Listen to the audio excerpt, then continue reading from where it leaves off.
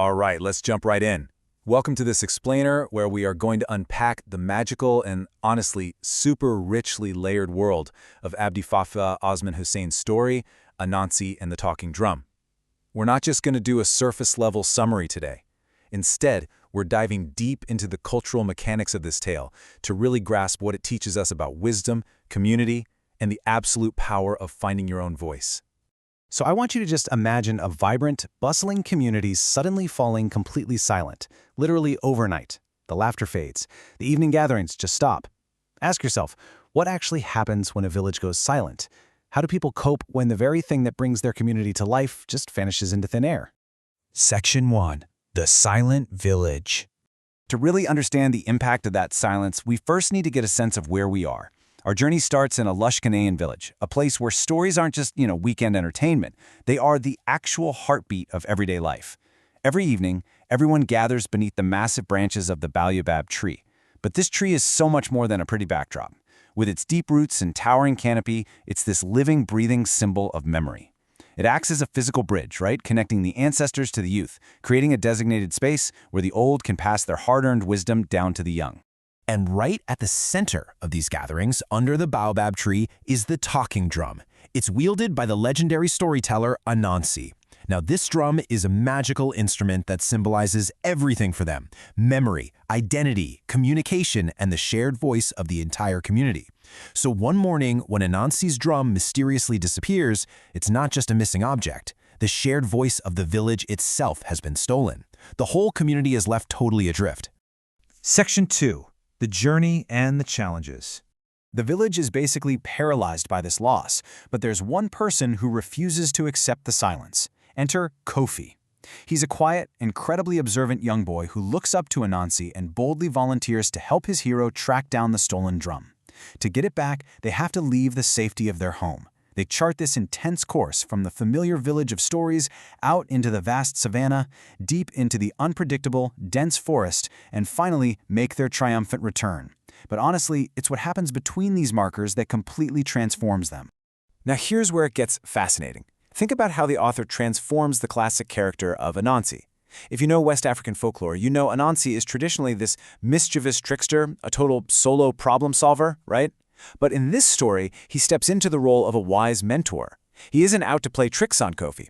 He's actually there to guide the next generation and teach the vital importance of collaboration. It's a really brilliant flip on the classic myth. This crucial point is hammered home early on. As they set out on their quest, Anansi shares a powerful proverb with Kofi. If you want to go fast, go alone. If you want to go far, go together. This signals a massive shift in the story's philosophy. We are moving away from the rugged individualism you'd expect from a trickster and leaning hard into the absolute necessity of teamwork. Section 3. Symbols of the story. As our duo travels farther from home, the landscape itself starts testing them. We start seeing these amazing metaphors hidden in the wild. On the vast savanna, they meet Sankofa. This is a magnificent blue bird who guards the path and poses a riddle: I speak without a mouth, I come alive with wind. Now, Kofi doesn't use some crazy magical power to figure this out. He simply searches his memory, recalling the stories he heard the elders tell back home under the baobab tree. He answers an echo. This is just a gorgeous illustration of the immense value of simply listening. Kofi's superpower is literally his attention to the stories of the past. Deeper into the mysterious forest, they finally discover who stole the drum. It turns out to be Aja Anansi, a giant, jealous spider, and rival storyteller who just wanted to prove he was better than everyone else. To get the drum back, Aja Anansi forces Kofi and his mentor to pass 3 distinct, incredibly difficult trials. They have to find a hidden treasure, solve a complex geometric puzzle made of tangled vines, and win a final battle of stories. Pay close attention to how Kofi tackles these obstacles. He doesn't try to muscle his way through. For the first trial, he observes animal tracks and the wind to locate the gold. For the second, he collaborates with Anansi, using spiderwebs as inspiration to untangle those complicated ropes. And for that final trial, he doesn't boast or try to sound tough. Instead, he shares a grandmother's tale of a tiny mouse helping a mighty lion. He uses resourcefulness, teamwork, and a story about unity to soften his giant rival's heart. Section 4. Reimagining community. Having proven their worth and actually won over Agia Anansi, our heroes retrieve the talking drum and head home. They've essentially proven that true brilliance isn't about hoarding power, it's about sharing it. The village just erupts into this massive victory festival, and right in the middle of all the celebrating, Mama AC, a revered village elder, delivers this profound line. We are like the fibers of a kente cloth. Individually, we are fragile, but together we are unbreakable. That right there perfectly anchors the story's core theme. We are all diverse, individual threads, but when we are woven together, we become a resilient, unbreakable fabric. Section 5. Anansi's final lesson. The story doesn't just end with a party, though. The celebration brings a vital shift in leadership. Recognizing Kofi's immense growth, Anansi hands the boy his very own small drum. The quiet listener has officially become a storyteller. For the parents and educators joining us, this is huge. There are some incredible real-world takeaways brilliantly woven into Kofi's adventure here.